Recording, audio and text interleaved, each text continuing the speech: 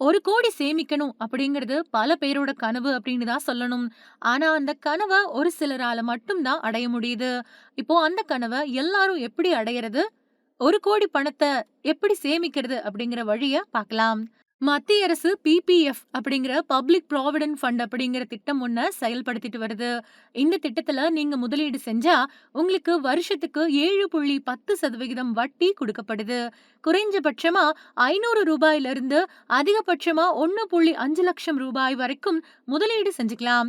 30 வருஷங்கள் வரைக்கும் நீங்க உங்களோட முதலீட்டுக்கான காலமா வரையறுத்துக்க முடியும்.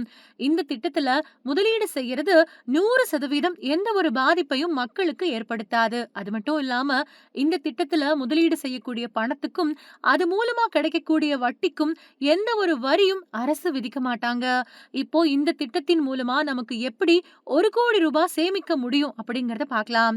அதாவது பிபிஎஃப் திட்டத்தின் மூலமா மாசம் ரூ. 12,500 செலுத்தினா 25 வருஷங்களோட முடிவுல 37.50 லட்சம் ரூபாய நீங்க மொத்தமா முதலீடு செஞ்சிருப்பீங்க. ஆனா உங்களுக்கு வட்டி மட்டும் 65.58 லட்சம் ரூபாய் கிடைச்சிருக்கும். கிட்டத்தட்ட நீங்க முதலீடு செஞ்சதை விட 2 மடங்கு உங்களுக்கு பணம் கிடைச்சிருக்கும். மொத்தமா பார்த்தா 25 வருஷ முடிவுல 1.03 கோடி ரூபாய நீங்க சேமிச்சிருப்பீங்க.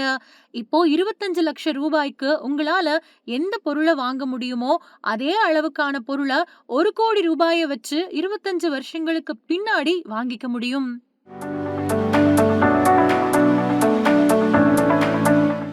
இந்த வீடியோ உங்களுக்கு பிடிச்சிருந்தா லைக் பண்ணுங்க, ஷேர் பண்ணுங்க, கமெண்ட் பண்ணுங்க.